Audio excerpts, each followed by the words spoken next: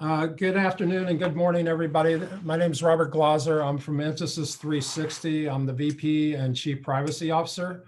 I want to welcome you to the second of our series of 7 webinars in conjunction with Wirewheel and other outside parties that are experts in the privacy space. The first session that we had was essentially a global introduction to privacy. A privacy 101 that was to establish a baseline with everybody. So today I'm welcoming you to I'm responsible for privacy, now what? And this should be a very interesting conversation because the world of privacy is changing. And what we're seeing as an example is that by, I believe, the end of 2022, about 65% of the world will be covered by some sort of a regulatory environment specific to data privacy law.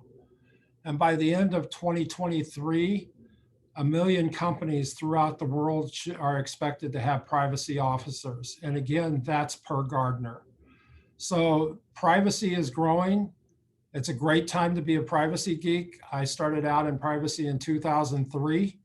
And the world of evolving data protection and the responsibilities that go along with it are creating opportunity for reputational, financial harm, and other organizational challenges, whether they be M&A or whether they be your relationships with your consumers. So you got to start at the bottom. And so today we're starting with I'm responsible for privacy, now what? Or AKA, where do I start and where do I go from here? Next slide, please. A couple of housekeeping items. Number one, this is being recorded. So by you staying online, you're consenting. That's a privacy thing. Just like the utilization of our images is also a privacy thing. If you have any questions during the webinar, just enter them in the chat. We have folks who are monitoring the chat and they will let us know if questions come in and that are germane to a particular part of the conversation, and or if questions come in and we'll just roll them up till the end. The other thing is I know most of you got some sort of a lunchtime voucher, and if you have any problems with the voucher, Jasmine, do they go to you? They sure do, and I've got a message in the chat with my direct contact information as well as Grubhub's customer support. Thank you. So if you have any problem getting your eats, just let Jasmine or Grubhub know. Next slide, please. So this is the standard disclaimer slide that essentially says we aren't responsible for anything that we say. And what we really want to do is to be plain, be frankly spoken. But really, these discussions are based upon our experiences in the privacy space, our experiences with global enterprises, what we are reading in the news, and our personal opinion. So it doesn't constitute any official statement by any of the companies involved. We would urge each of you to either seek counsel, seek consulting help, read up on your own if you have any questions or concerns. And then lastly is we, of course, do not substitute for legal, accounting, or tax advice. Next slide, please. So today, during today's conversation, we're going to talk about a number of items. So we, Entasis 360 and the advised practice portion of Entasis 360, we do a lot of things related to privacy. Just as Wirewheel does, just as I'm having problems. Melissa's law firm right now, my lips aren't working right. Zwilgen, and any number of firms around the globe do a number of things. But today we're going to focus on some of these items that are on the left-hand side of this iceberg. And there are a couple of reasons. One is a lot of things are very visible in the privacy world. So one of the things we're going to talk about is privacy regulation. Melissa can talk about something related to ransomware that just happened this morning. There's another newspaper article this morning about some revisions and proponents of a new US federal overarching privacy law. But we'll also talk some about governance. We'll talk about data subject rights. We'll talk about technology. And we'll talk about, some of the security components. And I know many of you are IT, information security officers, information managers, chief information officers, et cetera. But this is a kind of a topical nature, and we're going to dance around these topics, but not talk about them specifically. So we won't have a section that's called privacy regulation monitoring, but you'll hear us talk about privacy regulation throughout the conversation.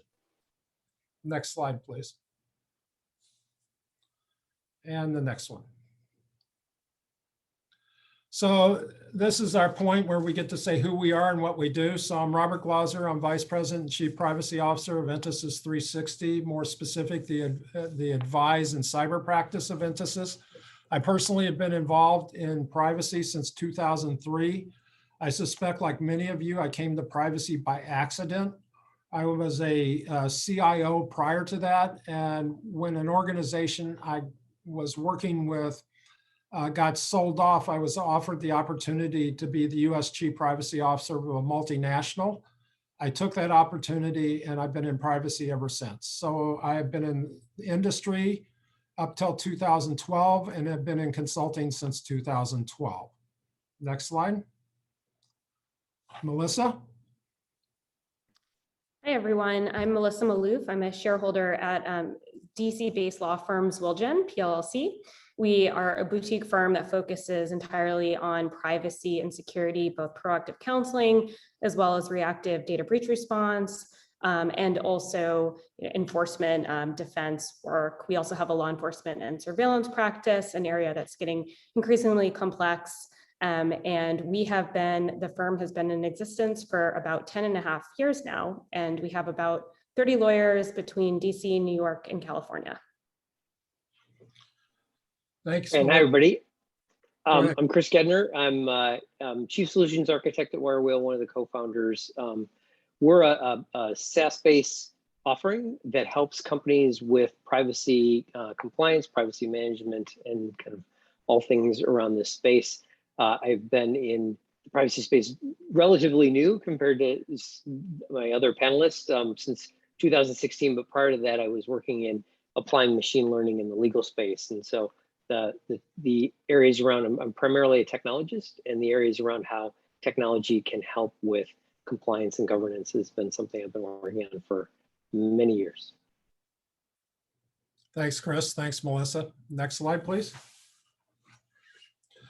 So most of the presentation we're going to have today is just going to be us flipping between folks who are talking, and we're going to try and handle this just like any other panel where we don't have a bunch of slides and we aren't going to have death by PowerPoint. But one of the things that I would like to do is I would like everybody to take a moment and in the chat window, answer this question. In the next 48 minutes that we have left, you will find that this presentation and this discussion was of value if what has happened. And that what could equal a topic, what could equal a theory, what could equal a brief on US law, what could be, holy crap, I'm now the Chief Privacy Officer and I don't know where to start. But if you would please in the chat, just put some topics that you believe would be of value for us to have in the next 47 minutes, I'd appreciate it. And we'll give you like 30 seconds to do that. And those of you who are not typing or keyboarding, I guess the correct term is, I assume you're eating.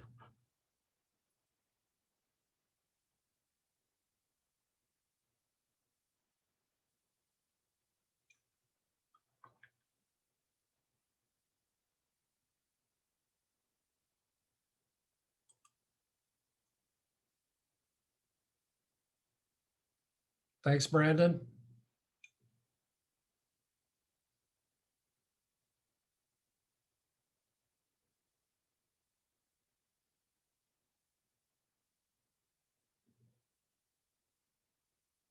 That's a great one, John. And we'll talk a little bit about education, et cetera, here in a little while. Aha. That's another good one. The global privacy realm, and how do you manage the global privacy realm?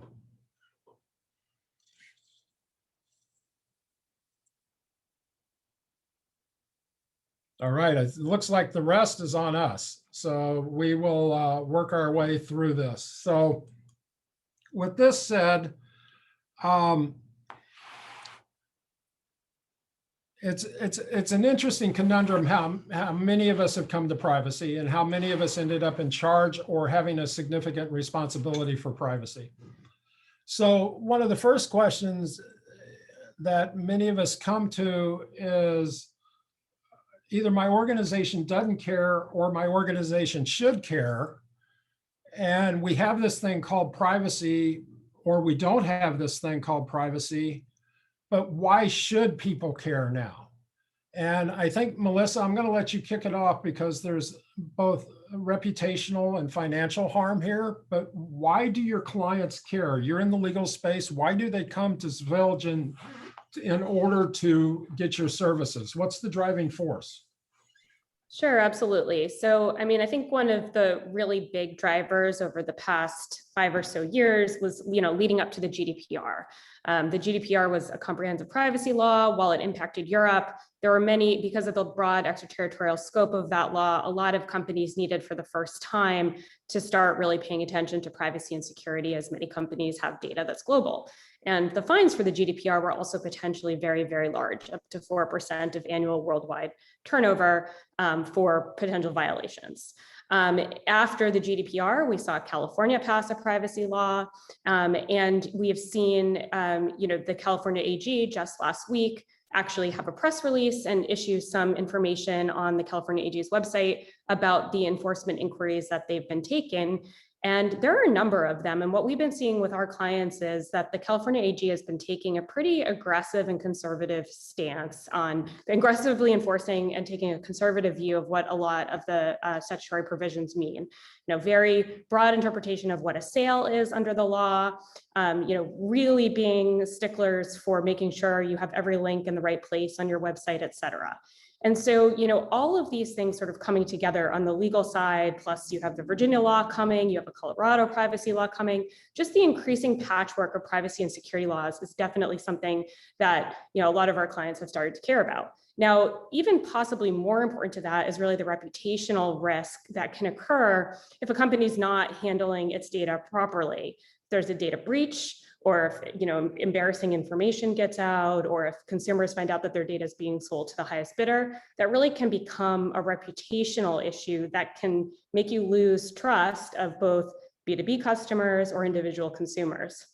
Another really interesting thing that I've been seeing is when I first started out doing privacy work, I would do a lot of work on either IPOs or potential deal diligence. And privacy was always the one where, at 11 p.m. when the deal was being signed at midnight, you'd get a call saying, oh my gosh, just sign off on these reps and warranties, no big deal. They have a privacy policy, great, we're done. Now I'm seeing deals fall apart because of lack of sound privacy and security practices at certain companies. And so I think all of those different things combined have just made this such a more important area to be paying attention to.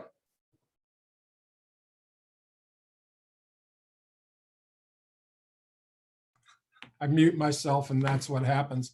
You and I didn't rehearse that answer together. And, if I go, why should companies care? I'm really beginning to see a difference in the leadership interest of privacy. And it's because of shareholder value, fiduciary responsibility, or the potential for personal liability. I'm also beginning to see a lot more internal audit work happening at the request of the boards of directors. Are you seeing any change in requests or any increases in requests for engagements or efforts to be under a legal privilege versus just out in the open because of the potential for financial or legal harm?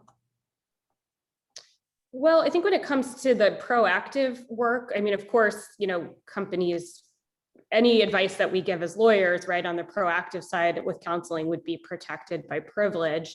And so that is something that, our clients obviously care about. But I really think the driver is, it's not that they're coming because they're trying to figure out how to put under privilege everything that they're doing to protect themselves. It's more they're wanting to comply with these various privacy and security laws, and they're trying to figure out the best ways to do it, because some of these laws are really complex. I mean, if you look at the California privacy law, for example, it takes a really long time to read it and parse through it. And there are different sections that lead back to other sections. And there are a whole host of regulations that were issued. And it's just really hard. It's hard to take all of those, nuanced provisions and figure out how to go up to, the high level and say, what is it that we really need to do? What are the baseline principles that we need to come back to and make sure we have as a base for our privacy program?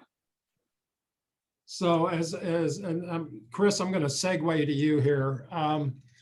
When I come in and we're either doing an assessment, a design and build, an operationalization, or an audit or monitoring component is usually the big pieces of where we would fall within privacy. And one of the first parts is you need to know what you have and where you have it, which is an inventory oftentimes of personal data, which kind of comes back around to then what forms of personal data you have, where you have it, and it also can help you outline your risk, whether they be a legal risk, a regulatory risk, or a defensibility risk. And you won't hear me use the word compliance. You'll hear me use the word defensible versus compliant. So Chris, maybe this is a point that you can talk about why WireWheel was founded and what its role is in the establishment of a privacy program, and the value of having technology involved in a privacy program, particularly since most of the crowd that's on the session today are technologists in one way, shape, or form.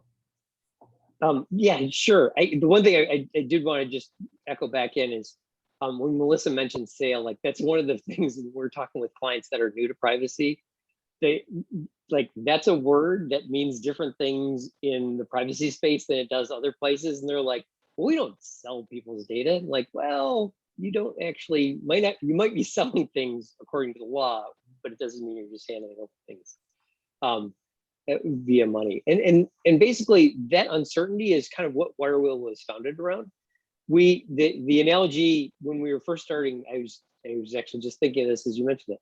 When we first started the company, the analogy is like if you're driving down a windy road and there's no guardrails, you're gonna go slow and obviously don't want to plummet to your death. If you have guardrails, you can feel more comfortable going a little bit faster, hitting the speed limit, moving along. And one of the things that we found early on when we were starting WireWheel is that the uncertainty around what the privacy risk was for the firm was slowing down innovation. It was slowing down procurements. It was slowing down business decisions because they just didn't know like where their risk was, where the sharp edges were, all those kind of things. It's like the early days of security. And so WireWheel was one of the foundational premises around WireWheel was, can we build a platform for companies that give everybody in the organization much better transparency into what's going on so they can make intelligent risk-based decisions. And so that's one of the key things around WireWheel and how we put together. So, it's, you just mentioned something. Go ahead, Melissa. Oh, no, I was just going to say, on that guardrail point, I think it's getting more complicated, right? There are a lot of companies who try to do the data mapping exercise to understand where their data has come from, how they're using it, and how they're sharing it, because that's what you have to do that exercise to understand how the laws actually apply to you and what laws do apply to you. And it's a really hard process, right? Like companies use so many different vendors, they have so many different systems. And so, going through that process is absolutely essential. And so, to the extent that you can have technology to help you do that process, not only to do it initially, but privacy, as I'm sure we'll continue talking about in this conversation, it's an ongoing exercise. It's not a one-time thing. And if you put in the work and the resources up front to really understand your processes and you have a good flow in place, as things change, it's much easier to pivot through those changes. It is, and it's a continual pivoting. And whether you do an assessment or a design and build or an operationalization, you're only doing it for that slice in time. And as you mentioned earlier, the laws, rules, and regulations, and even one of the questions goes to this fact, are changing on a daily basis. Today we have Brazil, tomorrow we have China, we have the separation of Hong Kong and China. And then you have the overlap of, I'll call it data security laws with data privacy laws. So, like Russia has a deal, we call it data residency. All the core data has to be kept in Russia as the first point of stop. So we begin to deal with how do you cover privacy globally, since regulations are different in different countries. And we'll get to that in a few minutes, but I think you said something, both of you said something that's really important. And when I first became a chief privacy officer, privacy was in many cases viewed as a barrier. We can't go do this because the privacy guy says we can't. And now privacy by those organizations that are on the forefront is being used as a market differentiator and a business enabler. And that's because you need the trust of your customers in order to move those things along, in order to have that out there. And that transparency becomes very important. But definitionally, and this goes back to what Chris said, you have to be very aware of the nuances of difference in law. So the word sell is one. What's the definition of selling personal information? The definition of a resident. Most of these state laws or federal laws, they talk about a resident of the fill in the blank jurisdiction. An organization working with their data shall do this. So as an example, I live in Texas, but under CCPA, I'm a California resident because I pay income tax in the state of California. So I'm like California company's worst nightmare because I know how to opt out of everything. So as we work our way across, we'll get to some of these other questions, but the reality is privacy used to be a general specialty. And between GDPR and CCPA and other similar laws, it's doing for privacy what Y2K did for the world of the CIO. And I did take a system through Y2K transition, and it's really legitimizing the profession. So for those folks who historically aren't a privacy professional, but are trying to get into it, Melissa, where would you start? Right. Well, I think it's really daunting when you do look at how many privacy laws there are, not just globally, but in the US, for example, I was speaking on a panel in Brussels a few years ago when travel was still a thing. And one of the things I did is, the Europeans say, oh, well, we have GDPR, we have this really comprehensive privacy law, which is absolutely true. But at the end of the day, if you're subject to if you meet the territorial scope requirements, you're subject to the GDPR, and then it's a matter of figuring out how to comply with the GDPR. In the US, I put up on the screen at this conference a list of all of the federal, state, and municipal privacy laws that exist in the US, privacy and security laws. And we actually have over 350 of them. And so when you're thinking about privacy in the US, it's not just, well, how do we comply with this law that we know applies to us? Or how do we get to a defensible position? It's figuring out in the first place just what laws are even applicable to me, and then how do I navigate them? So it's very daunting. However, at the end of the day, I have found that most privacy laws, whether we're talking about US, whether we're talking about global, we're talking about consumer privacy, have a lot of the same principles, right? The basics are the same: transparency, notice, appropriate bases for processing data, not over collecting, having appropriate retention and deletion policies, and of course, data security. And while there are, of course, nuances, like you mentioned, Russia and its really strict localization law, or you have some places like in the US that have specific children's privacy laws, if you at least start your program building around those basic concepts, you'll have a good foundation to then figure out what other nuanced laws apply and how to, adapt your program to those. And then to dovetail on what you just said, and this comes back to two different questions. One being, where do you start? And then the second one being, how do you cover privacy globally since regulations are different? If I start with the latter, number one, you figure out the jurisdictions in which you operate in. And we and other companies will then figure out what the bellwether legislation is, i.e. those that lead the pack. And so there's a verbiage in here that says where Europe goes, the rest of the world follows, where California goes, the rest of the US follows. And if you can figure out those bellwethers and then you create your controls framework, if I do this one thing, it satisfies these many laws. That's how we keep in touch with how we work through different countries or different jurisdictions. And we serve a lot of US-based companies. I've served a lot of globally based companies. So generally speaking, if we're in the US, I'd take the state that the headquarters is in, the leading states that you serve, and California and Texas and Connecticut always. And if you get those, then you have a real good control framework that you probably are going to get 80 or 85% of the way there. Secondly, then, is you take a risk-based approach. The risk-based approach means what are the most sensitive forms of data that I have to worry about first? So we go back to the European definition: race, ethnic origin, political affiliation, trade union membership, health status, sexual orientation, criminal histories, genetics, genomics. We add on the US definition of regulated data, credit card information, financial data, government issued identifiers, PIN codes.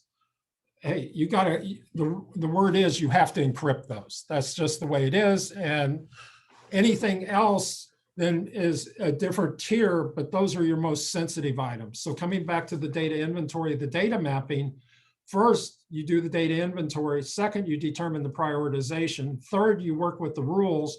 Chris, how does technology help me deal with all of this crap? My head's spinning. What do I do now? It is hard, right? And so the thing is, lost you. I don't know if you muted, but I've lost your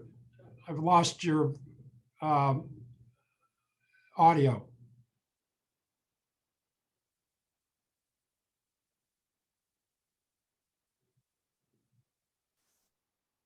Can you hear me now? Yes. Okay. Sorry. The headphones just died. So I think you start off with the premise that this is going to be a process and not an event, right? It's not about like getting your privacy badge and then you're done. This is going to be something you're going to be doing long term. So it's the proverbial onion that you're going to be continually peeling.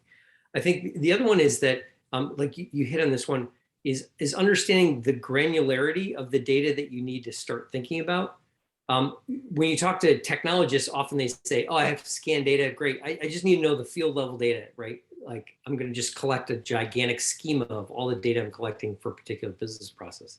But that's not really helpful from a privacy standpoint because you don't make legal or regulatory or policy decisions on a field in a database. You make it on a category of data, right?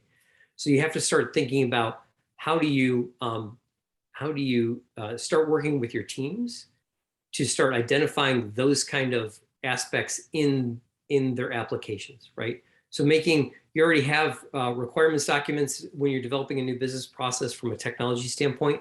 So then you begin saying, you know what, we're going to start pushing up front questions around use of data minimization in the requirements documents that you're starting to, right? So you're trying to get as much privacy discussion further up the chain as you can from a technology standpoint.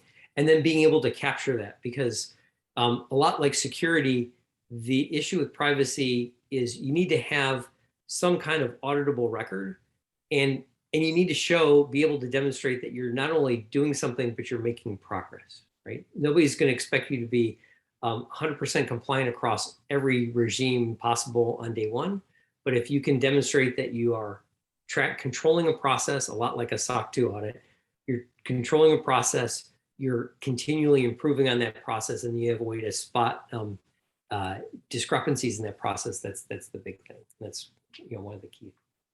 Yeah, and I think and not to steal your thunder, Chris, but one of the things we talked about when we first started talking about this panel is in order to do that auditing process or to understand the data, it's also important that everyone internally is speaking the same language, right? As you say, Chris, like different people have different definitions of what's PII, right? PII is no longer just name, email address, phone number, the directly identifiable information. The laws have been extending the definition to be anything that, basically relates to an identified or identifiable person or even a device, right? Unique device identifiers are PI. And so if there's not an understanding within an organization and within different groups of what data is actually in scope for doing those internal audits, you might go through the process, but you might have really inconsistent results. And so that's, I think, also a very, very important, baseline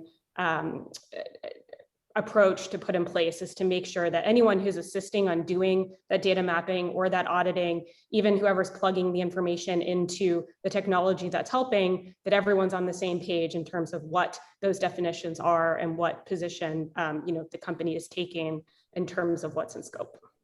Like just on that data mapping is, I think, another great example with a lot of technology people on the call. I've been in meetings where people say like, oh, the IT team will come in and they'll send you a Visio diagram of the entire network.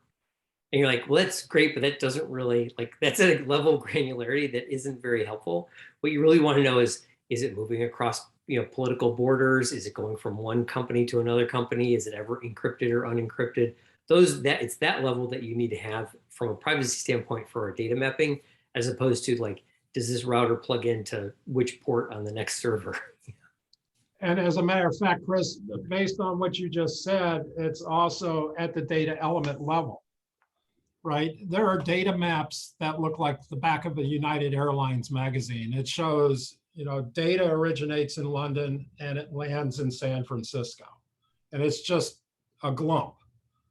But you need to know that that data is name, social security number, salary, payroll, benefits, whatever, at the data element level across collection, storage, processing, which includes viewing, by the way, and destruction. And so these things become extraordinarily important. And when you start talking about, you used the word a while ago, categories of data, everybody thinks, oh, I know, where the data's at. But don't forget you have structured and unstructured data. And oftentimes the categorization and the management of the unstructured data creates more risk and is harder to find and harder to identify and harder to map than any database application that's in place today. So dealing with the unstructured data becomes extraordinarily difficult and important. And that's one of the things that technology can help you with in a lot. Let me just take a short break here and bring up the first polling question real quick. Surprise, Jasmine or Hafiza? So these are live polls. So if you all would answer the first polling question, we'll go about 45 seconds. Who in your organization has primary responsibility for executing privacy?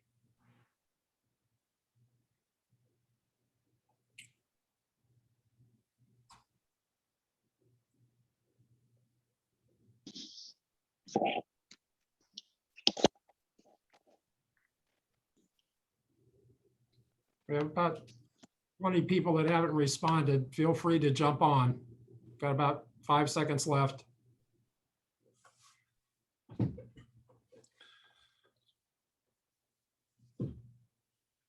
End polling, please. Melissa, do these results surprise you at all? Not really, although, okay, I guess, well, between IT and compliance, I mean, I think it's also partly because I'm actually a lawyer. So a lot of the clients that come to me that are managing privacy happen to be within legal. But I think this really shows that it's a mixed bag. I don't think that any company has figured out, well, they may have figured out the perfect way for them to have, where privacy should live. But I really think there are so many different flavors and way to do it. I think at the end of the day, the key is that wherever privacy is housed, it can't just live in a siloed location, right? You have to have, as we've talked about, you know, Robert and Chris, you have to have privacy stewards across the organization. You know, any individuals at your company that are collecting and processing data need to understand what you say in your privacy policies, what you say in your contracts, what your commitments are to how you will use and share that data. Because if, you know, all of the individuals across, you know, if marketing hasn't heard what your commitments are with respect to, you know, when it is that you market people, or, you know, what opt-outs you provide, that might end up in a situation where information gets shared or used in a way that it's not supposed to. So I think that privacy can live in many different places. I think it depends on the particular company and the culture of that company. But at the end of the day, it really can't be siloed, and it really does have to permeate throughout the organization. Yeah, we'll talk in a few minutes a little bit more about governance. Chris, anything in here surprise you? No, because I think it's often we see that either the legal or the compliance team is essentially the driver of the mission or the requirements, and the IT is the one that's held responsible for executing. And so that's we see that fairly often. And I think that's one of the key things about getting language overtly out in front, really emphasizing that this is something that is going to be a long-term business process for your enterprise to ensure that you have that collaboration going forward. And I myself have seen big changes since 2012. When I first joined Deloitte back in 2012, probably 80% of my clients in the privacy space were attorneys or the law department. About 3 years later, probably 60 or 70% were the compliance department. But once GDPR hit, which required a huge amount of program and project management, a lot of companies realized that that IT is the one who's really good at implementing global programs. So the bottom line, in this kind of dovetails very nice with what Chris and Melissa both said, is it's a cross-functional, Chris used the word teams a while ago, it's a cross-functional effort. Somebody in here has to be the orchestra conductor, but the reality is everybody's involved, and you have the primary responsibility for the program and the upward reporting of the program. But the reality is the governance models, the teams are cross-functional, and that's the only way companies that are successful in the world of privacy survive. Let's bring up the second question real quick.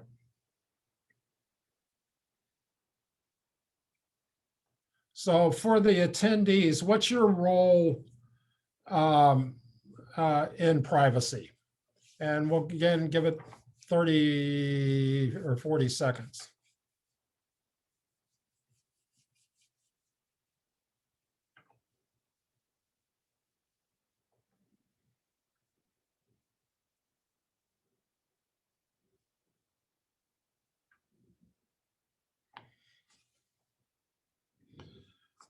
In one of my earlier forays as a chief privacy officer, I went to my chief information security officer and I said, oh my God, we need to encrypt our laptops because they all contain this personal data. And he told me to get lost because that was 2 years from now in the roadmap. We can go ahead and stop the poll.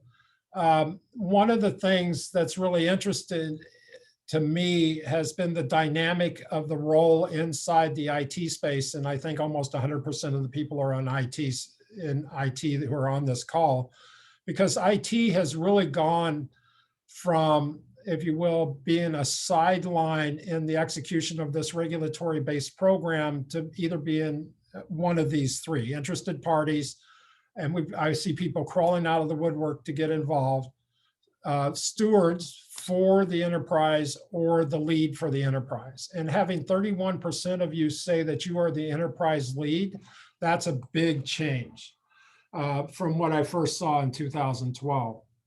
So as we go, and I say 2012 because that's when I started in consulting. In my prior role as chief privacy officer, I've been in legal departments, compliance departments, and healthcare compliance departments. It doesn't matter where it sits. Ultimately, you are all responsible in some way, shape, or form, and you've indicated this in your responsibilities. So we tend to see three different governance models in the world of privacy. We tend to see a centralized model, a decentralized model, or a hybrid of the two. So a centralized model definitionally would be The privacy office sits at headquarters. There's 12, 15, 20 people in there, and they control all privacy related functions, and all roads, lead to the end of the rainbow.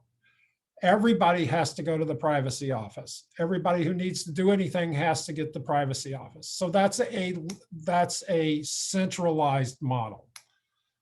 A decentralized model says every single group is responsible for privacy, and that could be at the subsidiary level, that could be at the jurisdictional level, that could be at the business unit level. And what that oftentimes means is that breeds a lack of coordination, and that can lead to enterprises having multi-dimensional, multifunctional, and multi-stringent privacy programs across the enterprise. Typically, what I see are hybrid models. And when I'm talking about hybrid models, it means you have a small privacy staff at headquarters, but the responsibilities for privacy are distributed throughout the organization, and they, through the use of stewards, will report up through the privacy office, who then has a direct line of responsibility to the senior executives. So that's the one I see the most. Melissa, which one of these do you see the most? Centralized, decentralized, or hybrid? I think I would also say hybrid. I think that there's a small group that ultimately is in charge in a centralized sort of way, and nothing can happen in privacy without them ultimately signing off or understanding what's happening. To see in different parts of the organization some folks embedded as well. And Chris, what do you see in your world? I think we're seeing a transition from centralized to hybrid. A lot of the organizations we deal with have started off as like a real centralized privacy function because some board level initiative usually got somebody started. But the reality is as we look, the concept of privacy by design and kind of pushing privacy decisions further upstream into the different business units, the hybrid model really lends itself well to that kind of thing. Like you have small technical development teams that are responsible for the micro decisions on privacy, but they have a central authority that they go back to as being their kind of their anchor point for questions for overall guidance and direction. Could we bring up the next polling question, please?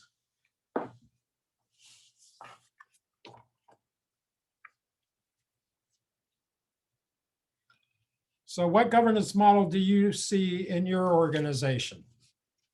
Give it about 30 seconds.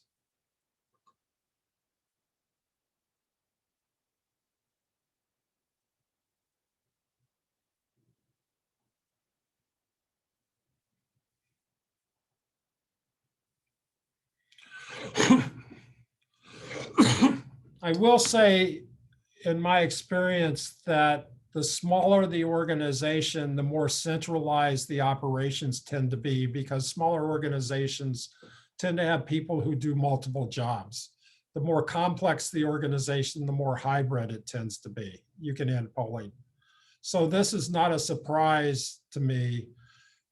We have seen a true decrease in the decentralized models over the past several years, and that's because of organizational risk, realizing that fines or enforcement always follows the money, lawsuits always follow the money.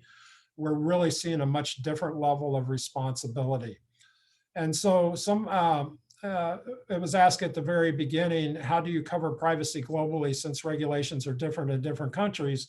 One of the ways you do that is you establish a minimum set of requirements that are appropriate across the globe, and then you allow for localization of outliers. Melissa, whether it be a hybrid model or a centralized model, it really doesn't matter, but how do you allow for flexibility in the execution of a multi-jurisdictional privacy program? Well, I think that one thing, so going back to exactly what you said and what I said earlier, is it's helpful to start with those baseline principles and figure out where you need to localize. It's also, though, important to understand the prioritization or the types of data that you're processing. So obviously, if you're a financial institution or you're a health entity, you have special laws that will apply to you. And if you are complying with those laws that are specific to your sector, you're probably also going to be a long way towards compliance with a lot of these global privacy laws.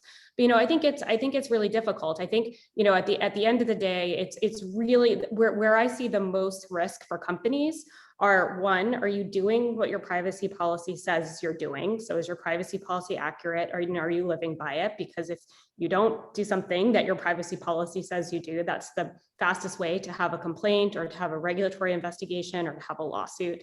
Second, are you being responsive when you get complaints or when you get requests from individuals to exercise their rights? If you ignore access and deletion requests or ignore complaints that come in, that's one of the, easiest ways to also, end up being faced with some sort of regulatory action or class action or other type of inquiry globally. And then, are you really being reasonable in how you're protecting the data? Because as all of us have seen over the past year and a half, one of the biggest risks in this area really is the data security piece. And there are some baseline things that every company can do, starting with encryption and other, configuring your, even if you're just using all your data hosted in AWS, do you have it configured accurately? Because on the back end, if you ended up having a breach, that could be about the company event. And so, I think really focusing on those areas where there is the biggest risk and having a good process around those, making sure once a year your privacy policy has been updated, continuously checking to make sure that, any opt-outs that you provide, that they're actually functioning. I think those are some of the most important things to focus on. So Chris, how does technology help do that? One of the things is that oftentimes, without knowing it, IT infrastructures already have a lot of the systems that can help jumpstart a lot of these discussions. Like if you have a metadata management system, if you have a system of record, even if it's something as simple as like ServiceNow that collects your catalog of all applications, right? There's likely systems inside your company already that IT is using for resource management or security management or budgeting, right? To at least give you the snapshot of what you have, and using those things is to drill down. It's one of the key things, like with our platform, is that we always assume that people are going to bring their own systems, right? It's BYOP, bring your own processes. And so you have to be able to, you want a platform that allows you to connect to those things so that you don't have to have a bunch of humans answering a bunch of questions if you already have a system, for example, that already catalogs all your applications and where the data is, for example, or being able to scan AWS or Azure for where your applications are. That's one of the big ways that you can do it. I think the other one is the idea of triggering, getting privacy into the business process. Again, if you think about it from an IT standpoint, usually for security reasons, they put in processes, whether it's Jira or GitHub or something like that, where they're monitoring when things change from a security standpoint. And those are events that usually you can then elevate and say, at that time, I'm taking a Jira action to grant access to some database to some new department, for example. It's a great time to also bring up that same thing to your privacy team, right? So being able to see that event that happens in your management system for security, and then pop up that event to your privacy team and saying, by the way, we're granting access to somebody new for this. Is this something that needs to be reevaluated? Does it change the risk profile of the particular business, that kind of thing? So there's a lot of ways that getting integrated into the existing systems within the enterprise is really powerful.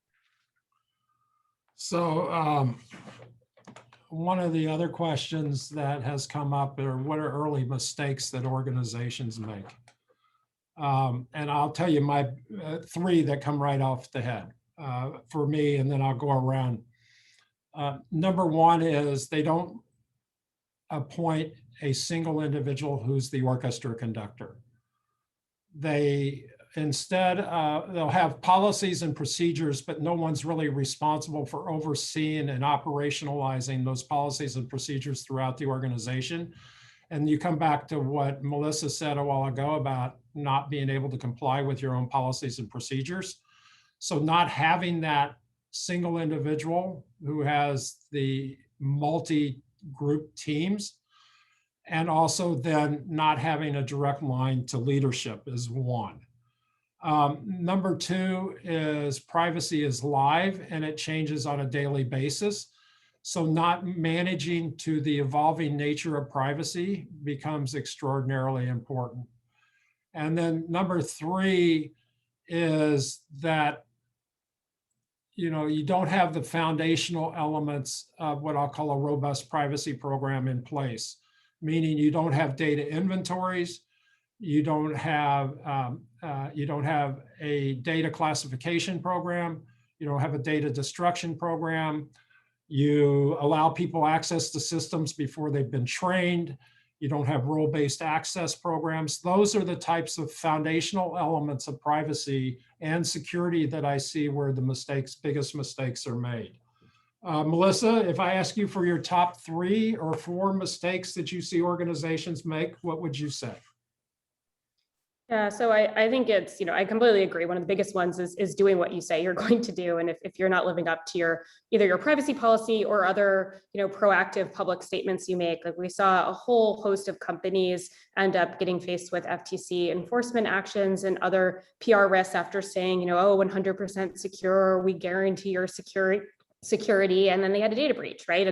And of course, everyone experience, well, not everyone, but many companies are going to experience data breaches, but you can't overpromise in this area, right? You have to be accurate. And so I find, companies that overpromise and don't live by those promises, that's one of the big mistakes. The other one is, as Chris and I were talking about, is that idea of everyone speaking the same language within an organization and understanding the risks. And the third is, again, keeping privacy siloed and not having those privacy champions within all parts of the organization that have been, you may not be able to train every single last employee to the level of specificity that would be required to really understand a lot of these laws and regulations.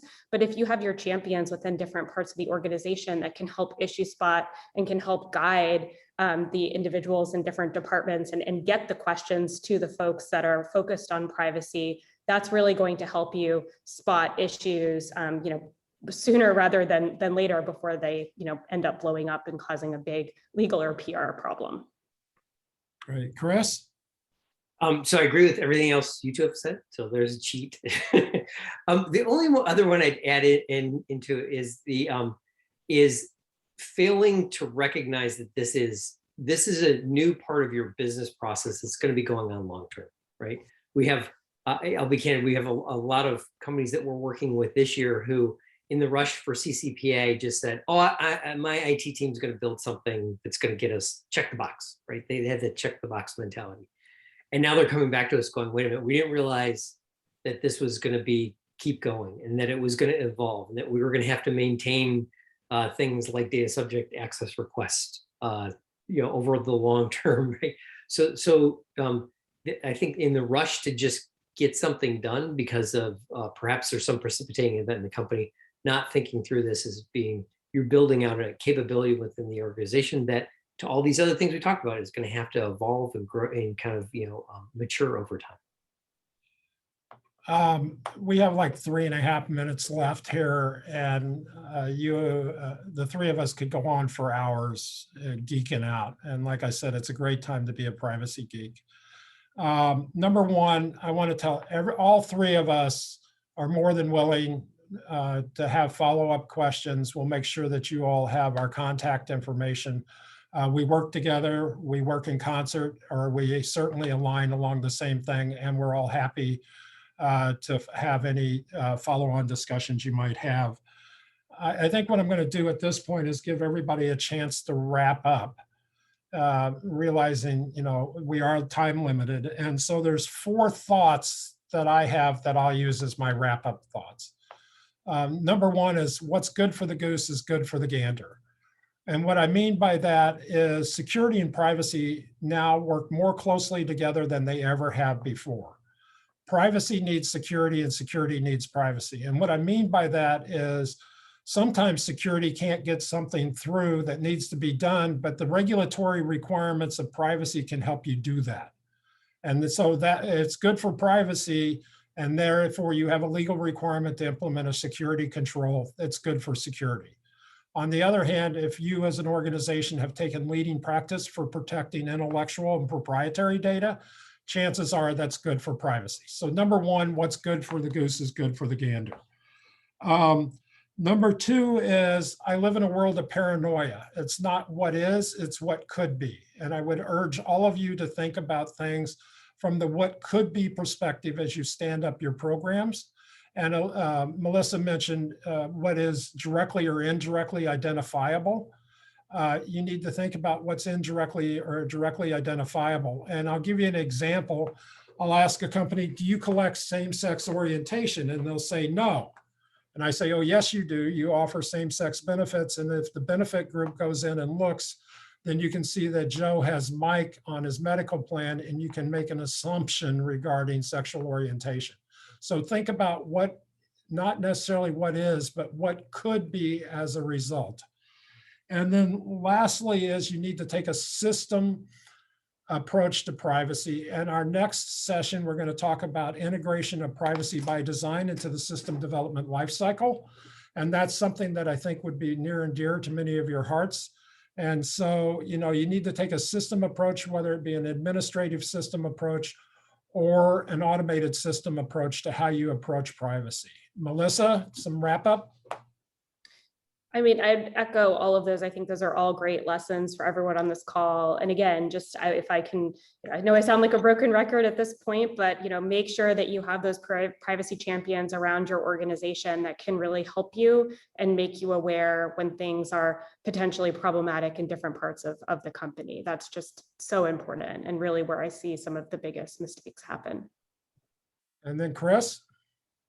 My last one would be, again, I echo everything you both have already said, but I think that is think today about how privacy can be your competitive advantage, your revenue generator, your source of positive momentum for your company, as opposed to just as a cost or just as something that you have to do. Because I think the companies that are leading the way in privacy, that are demonstrating that and are becoming recognized for that, are seeing that as being a real differentiator in the market, both in B2B and B2C. One last wrap up is, one of the questions was, where do you start? I would urge you to start with the International Association of Privacy Professionals. They have a lot of free resources. They have a lot of training programs. They have daily blurbs that come out to your desktop that are all privacy and security focused, specifically to personally identifiable or personal data. And I would urge you to start there. And there are a whole series of programs, including a technology certification known as CIPT. So I'm happy to talk to anybody that would like to talk about how to start and how to work out and how to move forward in the world of privacy. Can we go to the next slide on the deck, please?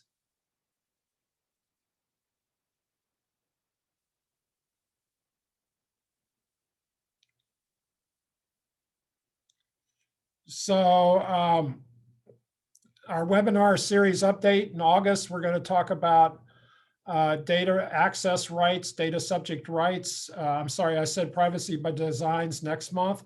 That's actually going to be in October. Outgrowing the homegrown solution, that's a really cool one. That'll be in September. Of course, marketing technology, ad tech, that's gargantuan. That'll be in December, and hopefully we know more about what's happening in California by then. And then the linkage between privacy and security will be in November. And I want to do the next two slides. I'm sorry, the next one. So this is Wirewheel. Again, Chris is the Wirewheel representative. That's one of the big names in privacy enhancing technology and or privacy enabling technology. And let me say, they can offer many of the functions that are required in order to support your privacy programs. Chris and his folks would be happy to talk to anybody about the use of technology and the execution of privacy and security programs. And then I can't even say your company's name today, Melissa, I apologize. Zwiljan. And formed by two people, one that starts with ZWILL and another that starts with GEN. Is that correct? Yes, that's correct. Yeah. So Melissa and her firm, leaders in the privacy space, deal nationally, internationally. They have offices around. They would be happy to talk to you about privacy law, security law, human resource law, but they are really, really focused on the tech and data related legal challenges. Great partners. We love working with both Wirewheel and Melissa's company that I can't pronounce today for some reason. And so, look, the reality is it takes a village. And there are roles for IT specialists, there are roles for consultants, there are roles for legal, there are roles for compliance, there are roles for regulatory, risk management, HR. It takes a village, and that's probably the biggest thing. So I welcome you all to the world of privacy, and thank you very much for attending.